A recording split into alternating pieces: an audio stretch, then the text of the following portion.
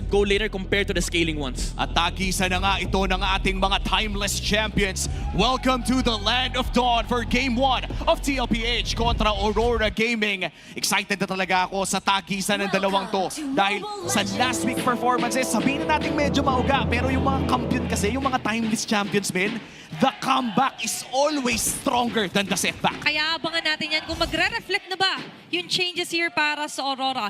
Meanwhile, isa rin sa kanilang Infinix Keys to Victory was actually set the third option kung sakaling late game. Kagaya na sinabi ni Midnight, yung early to mid dominated na para sa kanila kung sakaling makuha nila at makapag-set doon sa first turtle din. Yeah, kaya sobrang importante nung XP matchup between Edward and Sanford.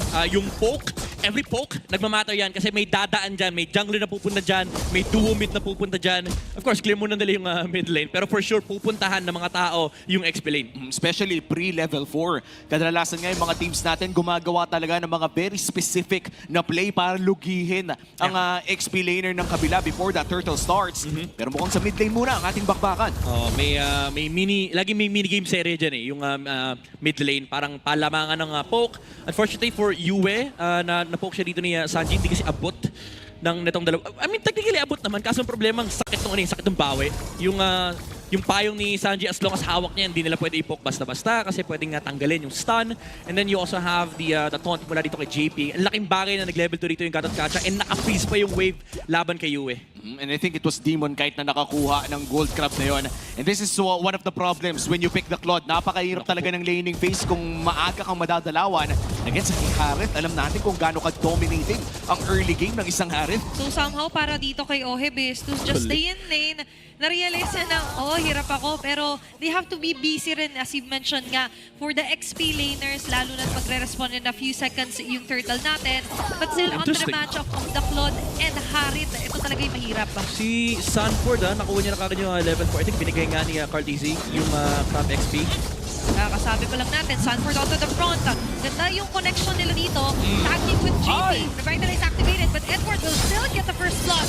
Sunod sa mata nila dito si Sanford, ensuring the double kill sa may bandang taas sa may mas sariling laban si Oheb. Snowball agad para dito kay Edward and a 2-0 lapu-lapu. Kadalasan it's either early war axe na to, baka naman Fury Hammer pa niya ng slide. Yeah, ito yung maganda sa talaga, Filipino playstyle. Pag alam mong medyo lugi ka na sa turtle, gamitin mo yung nature ng heroes mo. And the thing that YSS and Lapu-Lapu excels at is fighting. And nung umalis na yung ibang members dito ng TLPH, na iwan si Sanford, unfortunately. So nandoon yung punish ng Aurora. Hinabol nila yung Phobius. And Edward securing 2 kills. Basically, na-equalize yung nangyaring lead for the side of TLPH. At ang ganda din ng pagprotekta dito ng Aurora Gaming sa kanilang mga river.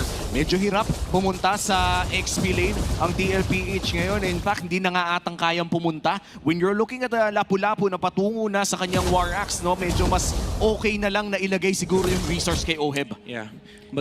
Lagay mo na lang yung malaking win condition mo. Kasi si Phobius pa rin naman yan. Pagdating yung mid-game, wag lang sobrang behind. Kasi ang dilemma mo lang naman dito is saluhin yung mga magic damage ng Kimi, ng Harith. For sure, medyo ilang din si Demon Kite versus Sanford. So, baka bumili lang siya ng mga Dreadnought, tapos rekta siyang Radiant Armor. Pero ang pinakamalaking problema niya talaga is si Yue at si Demon Kite. Kumbaga, the goal is not just to survive, but keep your head above the water. Hindi sila masyado malunod sa lead na establish kanila ng Aurora. And so far, for Opovius naman, oras lang din na timing ang kailangan naman ni Sanford. Again, as you guys said, as long as hindi masyadong mabehind tong Phobius na to, available pa rin naman mga Flicker Dark Waves na pwedeng ilabas si Sanford mamaya lamang as the second turtle is about to spawn 10 segundo bago itong lumabas. At medyo lugi ang side ng TLPH around this area dahil tulak din ang lane dito ni Doming Kite. Yeah, and mauunang makaalis si Edward sa lane niya. So effectively, outnumbered dito ang TLPH. Sumunod kagad si Sanford. He knows na naglalakad na yung Lapu-Lapu papunta ng turtle. Maaaring pumabor to for Aurora. Even Doming Kite is on the vicinity. Alam din ni Carl Tizzy to. But still, kinuhold lang dito ni Light. There's the vision here for Demon Kite. Makikita si JP. But still, naglalaro lang dito sa turtle ang TLPH din. Pero coming in with the Dark Wave.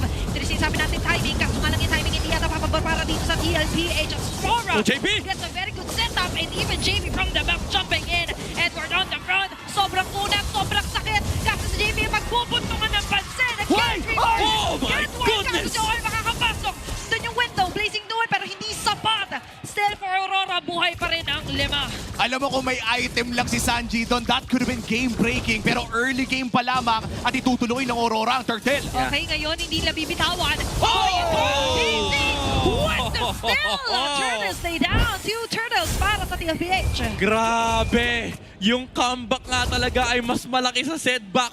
Wala yung turtle setup sa side ng TLPH, but Sanji making that play. It made the turtle steal possible kasi ilang umabante yung Aurora even though they've gotten the kill onto JP. Ang laki din kasi ng space na nabuy time dito ng TLPH kaya hindi makaabante ka yung Aurora and then umabot sa retrihan dahil nga hindi sila nakapostura na para makover nila yung turtle area. Nakapasok pa si Carl TZ with the Phantom Execution. At ngayon papasok din si JP. Line na being covered and corner dito nila Sunboard.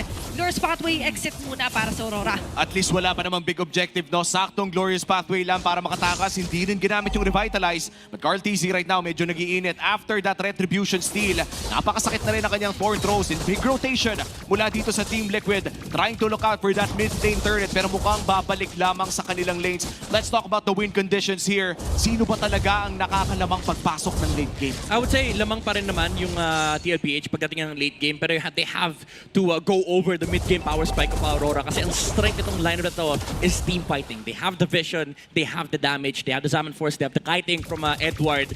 Pero medyo limited kasi yung window na kailangan trabahuin dito ng Aurora. But for TLPH, as long as tumataba at nagkakapera, maraming pera si Oheb. Pero kapag nagkaroon na ng additional items dito yung Claude, he is gonna be a big problem in the late game kasi kaya nila burst ng heroes from TLPH. At may access pa doon sa bandang backline. And to be honest, no, nakita na rin naman natin yung high loss nila last week.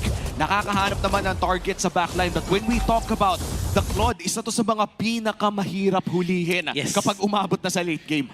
Kumaga, kahit may damage dito yung Aurora, they need the hold. Kailangan maabot ni Light yung Claude. Maybe punish the lack of BMI with the Glorious Pathway. Pero parang ang hirap kasing win condition nun sa totoo lang kapag yun lang yung clear win con mo sa late game na magkamali yung Claude. Tama naman din. Pero even Oheb is having a hard time kaya nakikita natin even the rotation towards him. For Aurora, they're very well aware kaya ngayon tutuon din ang pansin onto the last turtle for this round. Papasok si Carl TZ. Half HP bar left for the turtle. Sa kabilang banda naman nandun yung Zon. May ipit sila. Edward! JP with a shutdown line with a Revitalize. Oh my God, Carl! Pathway, pero sila Aray ko magpa-pathway. po! As Hoeb goes in with a blazing duet. Tatalo si JP. Di matatama kay Demon Kai pero nagbubukod-bukod dito. Ang members sa Aurora makakasalubong ni JP si duet! Oh my God! Napapatay pa nila!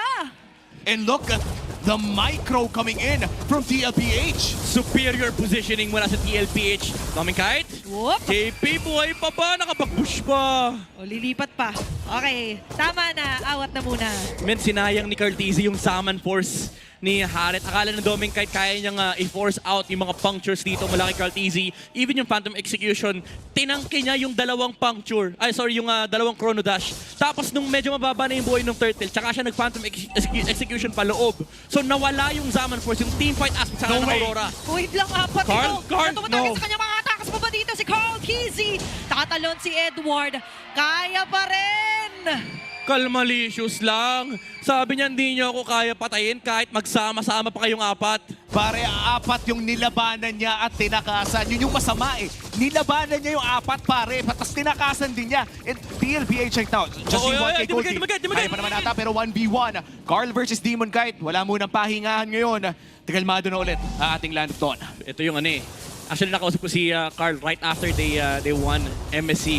Ito yung favorite niyang timing, men. Yung window ng Lancelot nakapagbuo na yung brute force breastplate. Parang kaya niya daw makipaglaro kahit kanino. Kasi ang daya nga naman ng concept na parang bumababa yung mga crowd control ng kalaban. Imagine lalo pa if limited yung crowd control. Parang only dash. Basically si Carl TZ. At Andy nga rin yung dash nila. Salubong din sila JP. Doming kahit Wow. right run away. Naglatag na yung Girls Pathway. AOG out. Pero Sunford medyo may ipit sa sitwasyon. Doon pa rin naman yung mga Inferno Exert with the Dark Wave. Pero Edward sa may kapilang. But now with the flicker. Mauhuli na dito si Oheb. Pero taking a closer look. There's the chase here kay Light. Pwede pa rin umabante. Tatamaan ng slide din si Carl TZ. Pero sa kabilang banda, nakuha niya rin yung Little Wanderer. At kita natin ang galawan ni Demon Kite with the Infinix Handcam. Pero mukhang si Carl TZ nahabol pa rin dito. Makakatakas pa nga ba mukhang hindi. Doming Kite secures the kill. Si Doming Kite naman ngayon yung only dash. Edward as well. Very good punish mula sa stun. Nung lapu-lapu na naabot si Oheb. Di pa siya tapos. Kanya-kanyang highlight din ng macro plays mula sa Aurora. Perfect target selection, target prioritization, and kiting as well. Mula dito sa Aurora, kinakite nila si Sanford, kinakite nila si Carteezy, and hindi nila hinahayaang mabigay yung proper setup for TLPH. And a very good transition din para dito sa Aurora.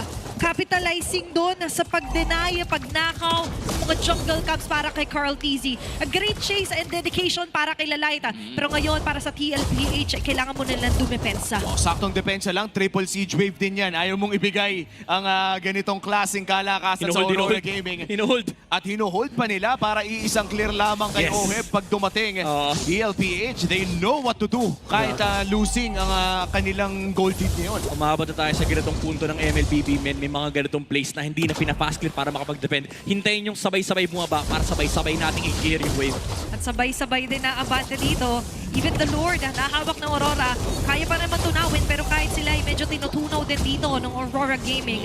Still, lilipat tayo sa may bandang gitna. Nag-aantay si Carteezy, di matatamaan ng mga pana, magagalit ko Demon Kite. Masakit na rin yung Thorn Rose, but still, Aurora will still retain their position sa front. Very important item pickup here para kay JP. Securing the blade armor. At least mas makakatagal na siya at medyo maiilang yung Kimi, pati na rin yung YSS. Yeah, kumbaga yung dalawang targets ng TLPH dito, yung primary targets na gusto nilang patayin ay medyo may ilang. Kasi yung Harith parang wala na eh. Harith siya eh. Wala tayong magagawa dyan eh. Yung si Sanford na mag-dash-dash sa loob ng team fight. Basically, kailangan lang nilang i-kite yung Aurora dito, no? Interesting kasi nasa kabila yung Kite Brothers, pero kailangan TLPH yung mag-kite against Aurora. Okay, medyo tumatalon si Sanford. Nag-amba, pero Oy. JP tumuloy sa kanilang balak. Even Carteezy out to the front. Naghahanap ng window. At makikita niya din si Dominic at maglalatag ng alatin sa Sanford. Makakakas pa, makakakas siya. Makakasalubong niya din sila. JP. Oheb! Nakasama niya. Napapatayin si Edward. Habang pa rin dito sila ni JP kaso maipit sa sitwasyon. Yue on the other hand. Delivering those bullets. Dominic kiting out. Sanford, Sanji, and Oheb ngayon. Ang pagtagtag team magtutulungan. Yue? Kaso matatagtag din ni Yue si Sanji. Si Oheb ay tatanggalin din. Teka lang. That's going to be a double kill. Carteezy ang matitira. Pero Oh my hahanapin pa ba goodness. siya dito nila Yue? Ang tindi ni Yue, men.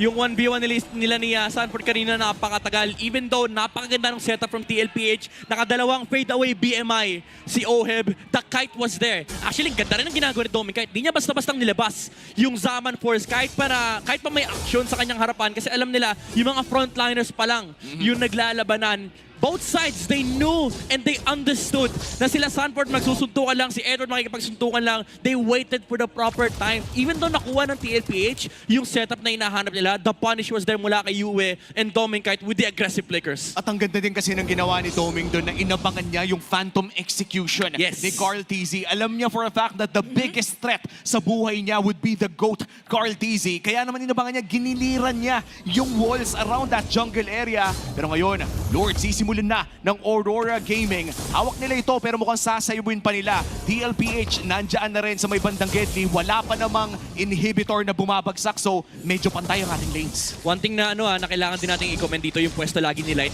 Lagi siya naka-ready sa protection against the Lancelot. Every time na makikita nila yung magdadash, si Carteezy naka-ready yung sundot nung Hylos, naka-ready yung Revitalize, and nandun din yung punish kapag palabas na yung Lancelot, lumalabas yung Glorious Pathway.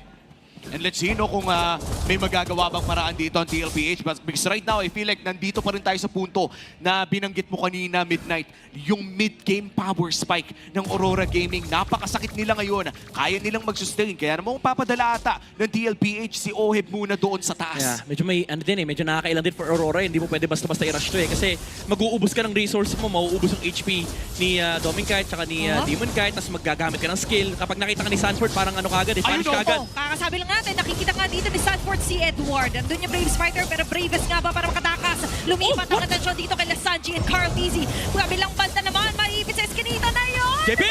Wow! Pa rin naman doon si JP. Multiple resources no ult! of Exo. No ult! Pero Sanford doon sa pinakaharapan, hindi kakayanin ng kanyang mga Oheb! offensa. Pero Oheb, going on the blazing duet, babagsak pa rin sa kumain nila. Dominic Kite! Carteezy is doing it! No dash! Kaso nga na, wala na siyang dash!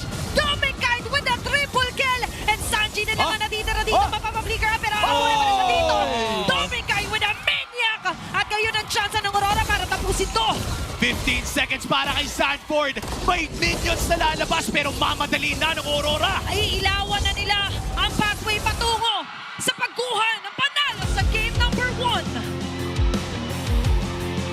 Aurora Gaming.